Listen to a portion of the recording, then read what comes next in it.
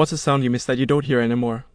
I lived in a house in Missouri that had a heater which would make a sound when it kicked on at night that would trigger a Pavlovian response in me that helped me sleep.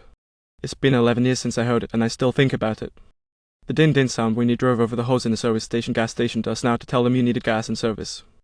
My mom was a piano teacher, but she also played regularly and well just for the enjoyment of it. She passed away years ago, but I miss hearing her play. I was walking my dog recently and heard someone playing piano in a house in my neighborhood. It brought a smile to my face. I hope they were enjoying it as much as she did. The clatter of typewriters and adding machines in an office. Silence. God, I wish just for now my tinnitus would fuck off. The Piestro sound. My dad's voice and my sister singing. Miss Cleo, call me now. Please consider subscribing.